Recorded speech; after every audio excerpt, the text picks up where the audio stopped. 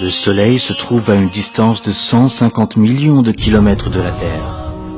On pourrait même poser 1 million de planètes Terre dans le Soleil. Pourtant, le Soleil est considéré comme de petite taille comparé aux étoiles géantes qui se trouvent dans l'espace. L'étoile Eta Carinae, par exemple, est 5 millions de fois plus grande que notre Soleil. L'étoile Betelgeuse est 300 fois plus grande que Eta Carinae. Si on la mettait à la place de notre Soleil, elle serait aussi loin que Jupiter. Ensuite, nous avons ce monstre, V Canis Majoris, la plus grande étoile découverte à nos jours. Elle est 1000 milliards de fois plus grande que notre Soleil.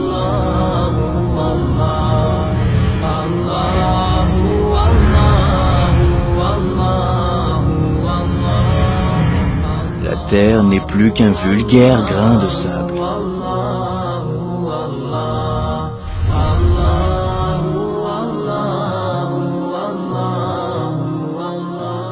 Où sommes-nous dans cet univers? Découvrons-le ensemble.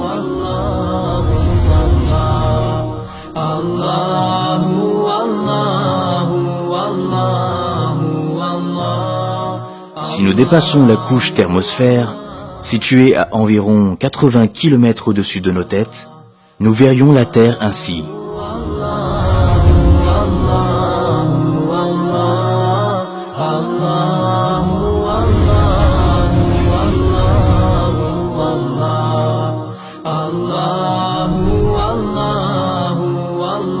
Voici les noms des satellites. Ils ont été mis en orbite autour de la Terre.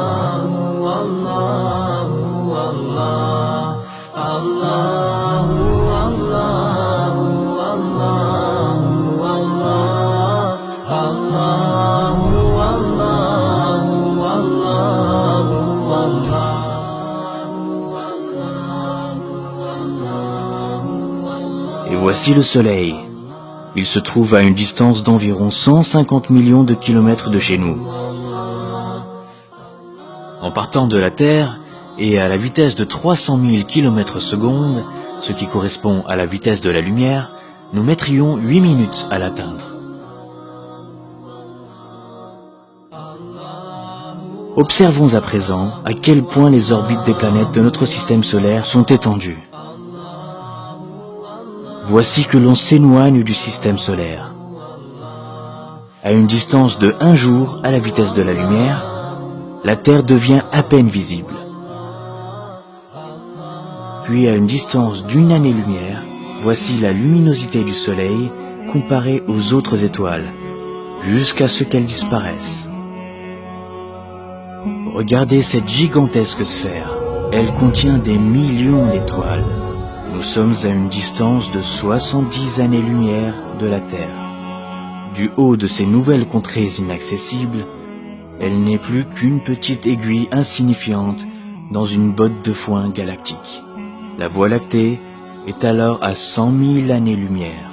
Puis, la Voie lactée, à son tour, devient un tout petit point parmi des centaines de milliers d'autres galaxies, et a fortiori, parmi des milliards d'autres galaxies, à une distance de 100 millions d'années-lumière. En poursuivant ce voyage cosmique, nous atteignons des distances qui défient l'entendement. Nous voici aux confins des constellations, à 5 milliards d'années-lumière, et ceci est ce que l'on a pu mesurer de plus grand à ce jour. Ce sont les cartes les plus lointaines que l'on puisse observer, et les derniers reflets du Big Bang. Arrivé à la fin de cet incroyable voyage intercéleste, à une distance époustouflante de 13,7 milliards d'années-lumière, et qui contient des trillions de galaxies, nous voilà en vérité dans le premier ciel du bas monde et ses ornements. Zinatus Semae Dunya. Tout ce que l'on vient d'entendre et de voir sur les étoiles et ses orbites, ses galaxies et ses astres, et si l'on se conformait aux nouvelles théories des multiverses ou métaverses, tout cela n'est autre que le ciel du Semae Dunya, le premier ciel du bas monde. Au-dessus se trouve donc un second ciel, et au-dessus un troisième, et ainsi de suite, jusqu'à atteindre 7 cieux superposés. Et conformément au hadith du prophète Mohammed sallallahu alayhi wa sallam, les 7 cieux comparés au siège d'Allah ne sont semblables qu'à un anneau jeté dans le désert. Et le siège d'Allah comparé à son trône n'est semblable qu'à un anneau jeté dans le désert.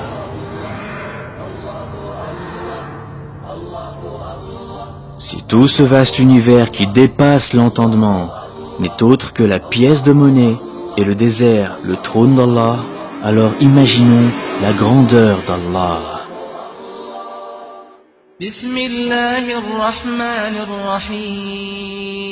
Au nom d'Allah, le tout miséricordieux, le très miséricordieux. Le tout miséricordieux s'est établi istawa sur le trône. Alors, c'est qui le plus grand de l'univers? Allahu Akbar.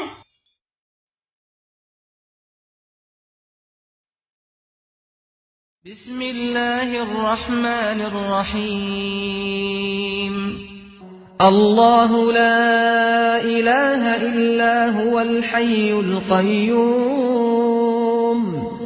La ta'khudhuhu sinatun wa la nawm.